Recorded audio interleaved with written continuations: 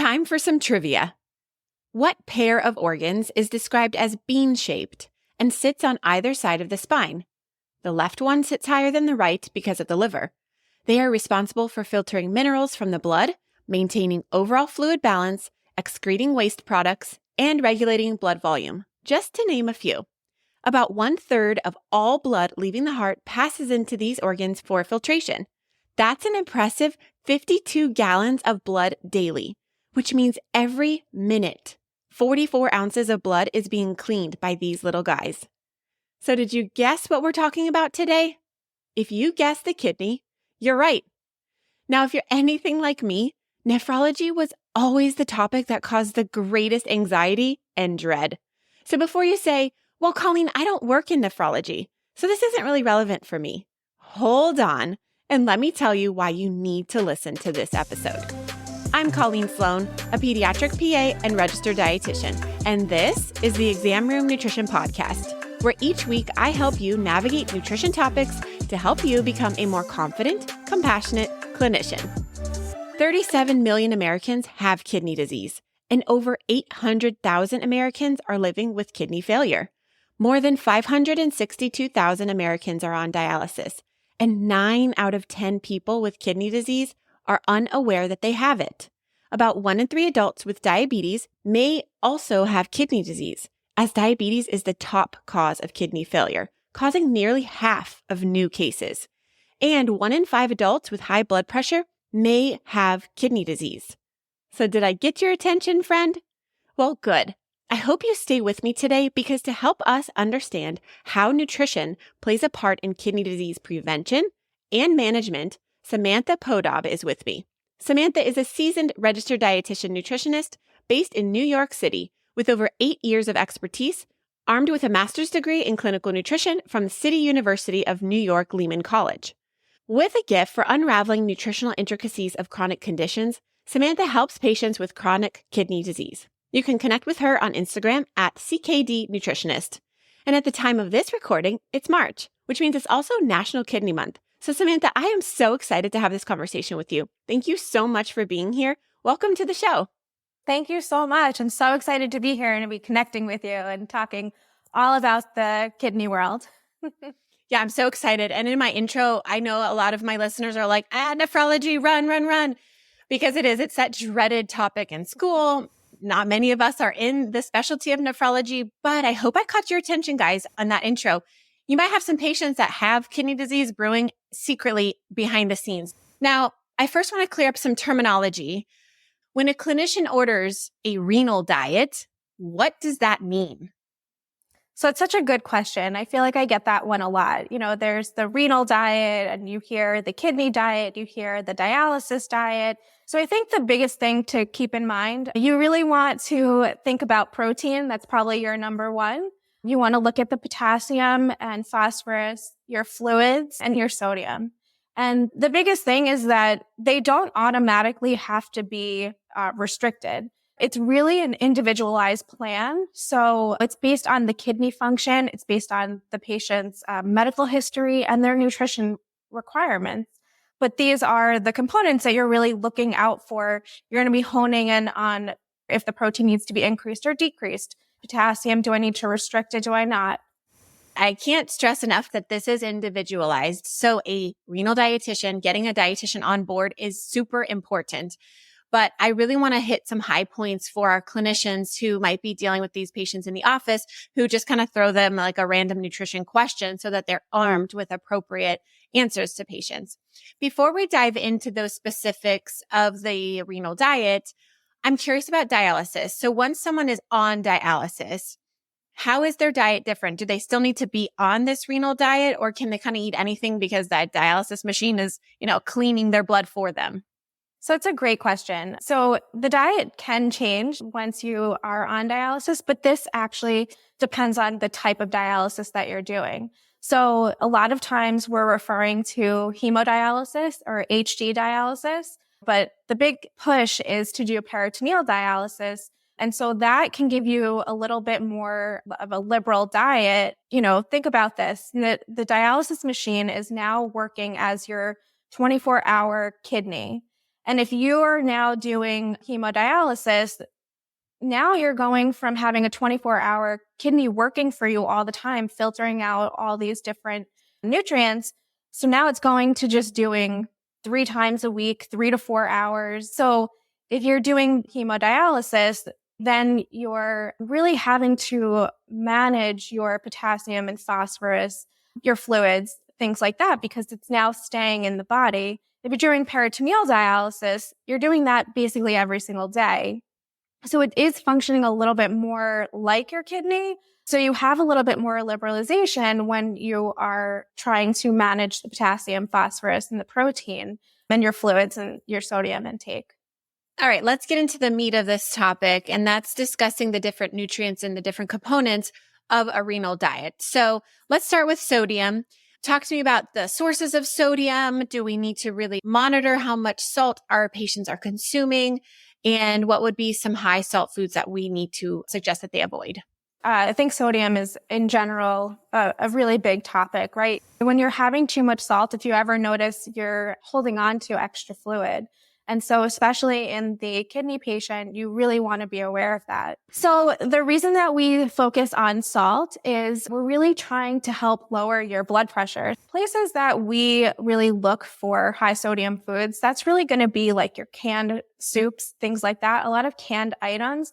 You really are looking for the no salt added when you're trying to go grocery shopping. Or, think about like your fast food that's heavily salted. Also a big one is like your pickles and your olives. So just different things that you can do is you can look for the canned items or frozen items and just make sure that they don't have any sauces in them. They're just plain. You can always season them how you like.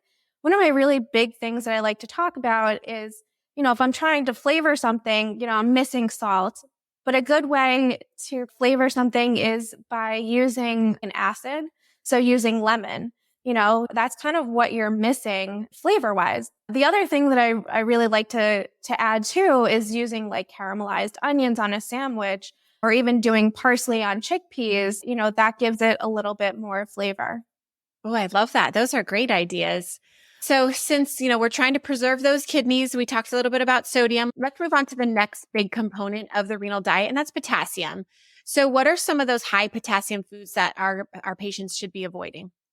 So the high foods that our patients should be not necessarily avoiding, but just to be on their radar really are your avocados, potatoes, obviously, that's always been a thing. Pumpkin, cantaloupe, I feel like that's a big one.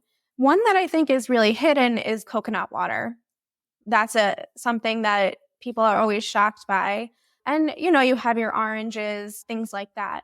But in the same sentence, like we talked about earlier, everything is individualized. It's really based on your labs. And, you're looking to see, do I need to kind of cut down on the portion size, not completely omit? So, you're looking at your serving sizes. So if you really want your oranges, I'd say have a half an orange, or even, a good substitute for it would be a clementine. If you're thinking that, I just can't live without my potatoes, one of my favorite things to do is look for the canned potato that's been soaked, that's no salt added. So then you want to maybe soak it again, and you're going to what we call leach the potassium out.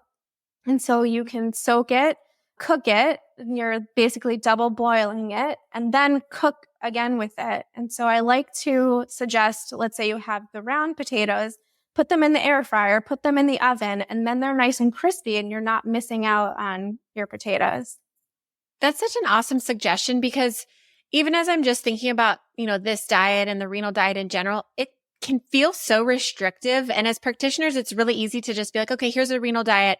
Here's a piece of paper. You can't have any of these foods from all these different food groups. And it really is the majority of the foods that people eat. So it can be really disheartening, overwhelming, and honestly quite depressing to say to someone like, you can't have any of these foods anymore. So I love your suggestions because it's very practical and real. So following the labs, I think, is key from what I'm hearing from you, because we don't just need to tell everybody, hey, you can never have potatoes. You can never have your favorite orange ever again. Because if their labs are fine, let them enjoy that. So I love that suggestion with potatoes just to limit and decrease some of that potassium and still allowing our renal patients to enjoy their favorite foods. All right, let's move on to phosphorus. This is kind of one that's not always on our radar. Like a lot of us know what high salt foods are. A lot of us know what, the common high potassium foods are, but phosphorus is kind of those weird ones. So what are some high phosphorus sources of foods that we need to be aware of? So this is actually like one of my favorite things, phosphorus. I feel like it gets people very confused. But I think in recent years, it's so exciting because the big push here is for our added phosphorus, the preservative phosphorus, as opposed to our natural phosphorus. Forever, we've been told no beans, don't eat them, don't eat nuts. We can't have wheat bread because there's phosphorus. So there's naturally occurring phosphorus, which is like your organic phosphorus. So that's going to be like your natural meats, your dairy, your vegetables. And so your body is really absorbing only about 40 to 60% of phosphorus. And that's a really big difference as opposed to your added phosphorus, which is going to be your preservatives, your inorganic phosphorus. And that really comes from like your processed cheeses, your processed meats, and even like your Coca-Cola. And your body is absorbing about 90 to 100% of that. And the example that I like to give my patients is think about like you're just pouring preservatives, phosphorus into your body. And that is really difficult for the body to break down now because the kidney's not functioning the way it should be. As opposed to if you're going to have those nuts or you're going to have the beans or your vegetables, you're getting dietary fiber from that. And so that's also going to be kind of getting eliminated from your body. And just the last thing that I just want to say about phosphorus is when you're looking at the ingredient list, you're always looking for that phos, that PHOS. That's a big thing. It's going to be in the ingredient list. It's not listed on the nutrition facts. So you really want to look for that. So it's going to be words like calcium phosphate or dipotassium phosphate or disodium phosphate. And that should just raise your sense of what's going on and just, flag it for you. It doesn't mean that you shouldn't be having it completely, but it's something to just look out for. That's really helpful because phosphorus isn't listed on the food guide label, just like, sodium is or potassium is. So it's kind of hard to track that. So definitely clinicians can be using that for their patients to educate them on what to look for high phosphorus foods. And if you wanted to learn more about how to read a nutrition facts label, especially for patients with kidney disease, go check out episode 30, where I had another conversation with a renal dietitian where we talked about how to read a nutrition label and exactly how to teach your patients on what to look for on that label. I think you'll walk away with a lot of really great, helpful information. So I wanted to move into a few myths regarding the renal diet, and you touched on a few of them already. The first one was about potatoes. We used to think that people can't have potatoes at all anymore. You busted that myth. And then you did talk a little bit about citrus too, that, you don't have to completely avoid oranges or bananas for that high potassium foods. Maybe eat half or just a few bites of it. Of course, depending on your patient's labs. But the other one that I wanted to touch on a little bit was tomatoes, because who doesn't love a good pasta with meat sauce or pizza because it's got that tomato sauce, or personally, I love bruschetta salad. So what is the story behind tomatoes? Can our patients have them, or do we need to completely recommend that they avoid them altogether? Similar to the potatoes and the citrus fruits, we still are looking out for our portion sizes. So tomatoes, yes, they can be high in potassium. And if it's something that you need to limit, then that's something that you can do. But again, we're talking about portion size. So if you're having your tomato-based pasta or you're having your pizza, one of the things that I really like to suggest is why don't you try a pesto pizza or a salad pizza, and you can replace the tomato sauce with these different things. Even your bruschetta, one thing that I really like to do is what we talked about was portion. So you're not eating an entire tomato, you're eating a half a tomato and add in red peppers. And that's something that would kind of cut down on the portion of the potassium if that's something that needs to be limited. That's super helpful. So let's talk a little bit about plant-based diets. If a patient in the clinic comes to the clinician and says, would you suggest that I follow a plant-based diet? Or I want to be eating less meat. Can I follow a plant-based diet? What would you arm our clinicians with an answer to that question? So I think a plant-based diet for CKD is a great thing. You really are looking to get lots of good nutrients in. You're looking to really decrease the stress on the kidneys. And so with protein, you're going to be looking for, less animal-based proteins. You're going to be looking more for tofu or looking for beans, things like that. It's so good for patients in general. It really helps with heart health, right? You're looking to get low saturated fat because usually we get the saturated fat from the animal proteins. That's going to help to decrease the stress on the kidney for blood pressure. And you're also helping with weight management. You're really getting high fiber foods like quinoa, lentils, vegetables like that. We'll get back to this episode in just a second, but I wanted to share another amazing podcast that I think you'll love. Are you thinking about embarking on the exciting journey of starting your own business, but feel unsure where to begin? Let the Starting a Business Simplified podcast be your guide, offering expert insights and proven strategies to navigate the entrepreneurial landscape and turn your vision into a thriving reality. You can find this podcast wherever you listen to podcasts. All right, now back to the episode.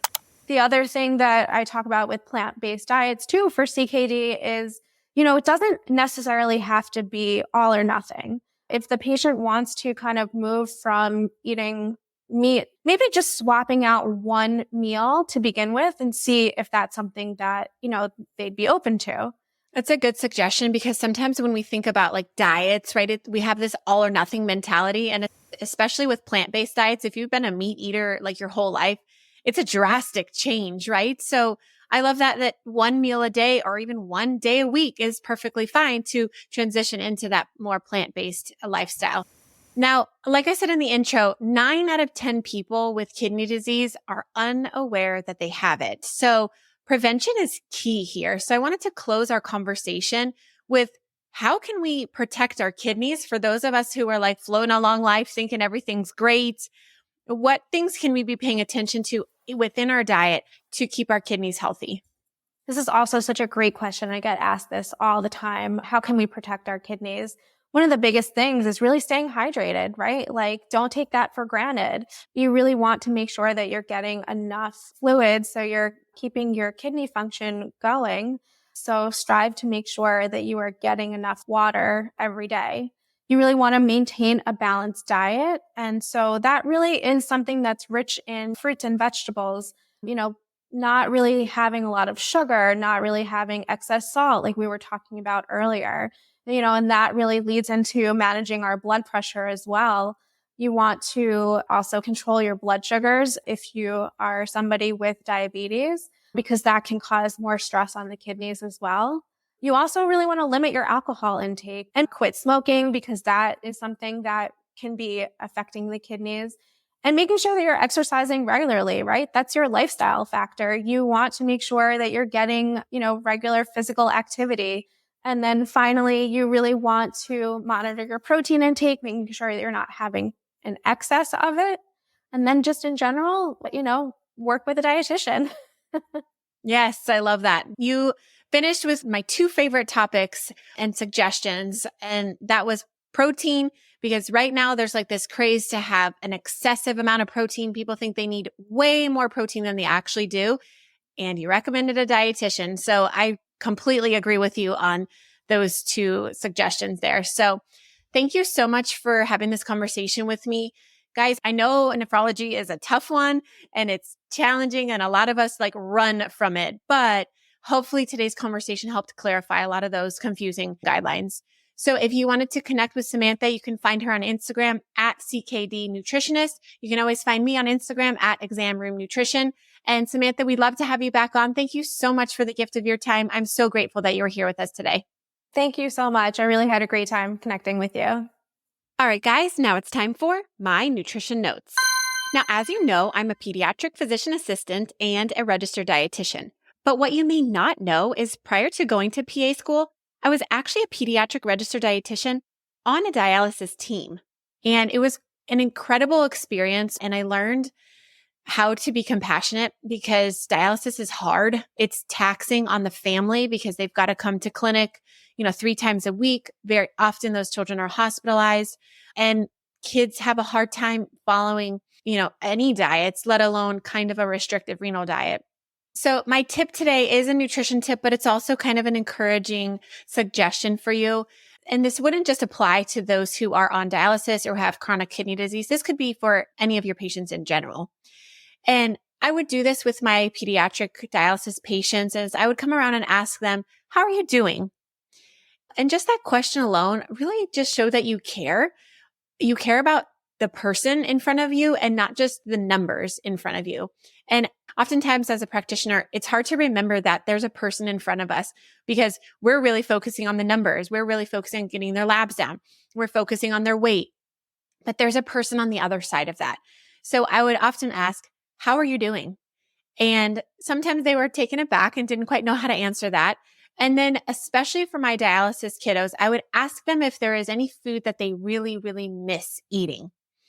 And I would take a look at their labs and maybe discuss with the nephrologist on the team and say, hey, would it be okay if we allow, this patient to have X, Y, and Z, whatever it was that they were really missing as just a special treat?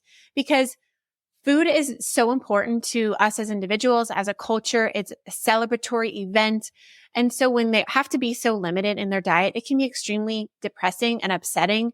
And especially for kids, this is really a hard thing to accept. So next time you're in clinic, whether you are in nephrology or not, ask your patients, hey, how you doing? And then maybe ask them, is there any food that you really miss that we might be able to allow you to enjoy as a special treat? Remember, the renal diet is not as restrictive as we once thought. So take a look at their labs. And if their potassium is great and they're really, really craving some tomatoes or they really want an orange, work with them and see how you can work it into their diet. This makes living a life with a chronic disease and following a therapeutic diet so much easier. I really hope that this talk provided you with some practical tools that you can use in your clinic. I would love if you could leave me a 5-star review on your favorite podcast app and share with your clinicians. This would just help others find this valuable podcast. So as always, let's continue to make our patients healthier, one exam room at a time. I'll see you next time.